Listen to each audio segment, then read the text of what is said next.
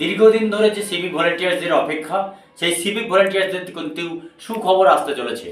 রাজ্যের মুখ্যমন্ত্রী মমতা বন্দ্যোপাধ্যায় তিনি সিদ্ধান্ত নেবেন খুব শীঘ্রই সিভিক ভলেন্টিয়ার্সদের জন্য কিন্তু একটু সুখবর আসতে চলেছে যে তারা সিভিক ভলেন্টিয়ার্স থেকে সরাসরি হোমগার্ড, এই সবার সরাসরি সিভিক ভলেন্টিয়ার্স থেকে হোমগার্ড হলে কিন্তু সিভিক ভলেন্টিয়ার্সের জন্য এটি সব থেকে বড় সুখবর হচ্ছে। এই সিভিক ভলেন্টিয়ার্স থেকে হোমগার্ড হলে সেই সিভিক ভলেন্টিয়ার্সরা কী কী সুবিধা পাবেন তার মধ্যে সেই নিয়ে বিষয়তে চর্চা হবে যে সিভিক ভলেন্টিয়ার্স থেকে যদি হোমগার্ড হয় তাহলে সিভিক ভলেন্টিয়ার্সদের বেতন কিন্তু এক ধাক্কায় 10 থেকে 18,000 টাকা হওয়ার সম্ভাবনা তৈরি হবে এবং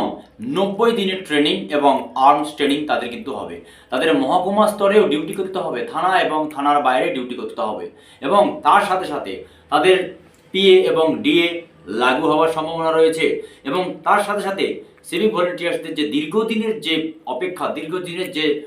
তাদের যে মনের যে আশা এবং কষ্ট, তাদের কিন্তু দেরিতে হলেও কিন্তু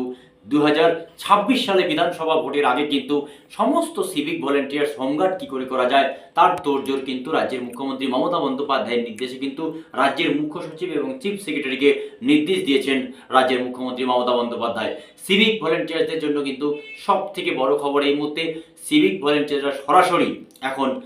সিভিক ভলেন্টিয়ার্স থেকে হোমগার্ডের দেওয়ার একটি প্রক্রিয়া অলরেডি শুরু হয়েছে। মুখ্যমন্ত্রী মমতা বন্দ্যোপাধ্যায় তিনি গতকালই একটি ঘরোয়া মিটিংয়ে কিন্তু সরাসরি তিনি নির্দেশ দেন যে যেহেতু এই মুহূর্তে রাজ্য সরকার বিভিন্নভাবে 26,000 শিক্ষক বাতিল হওয়ার পর এবং বিভিন্ন আন্দোলন এই মুহূর্তে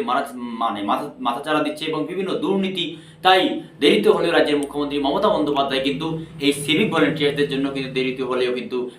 তাদের মুখে হাসি ফোটাবেন এবং 1,30,000 যে রাজ্যের সিভিক ভলেন্টিয়ার রয়েছে তাদের সবার কিন্তু এক ধাক্কায় বেতন 18,000 হতে চলেছে। আজ এ পর্যন্তই।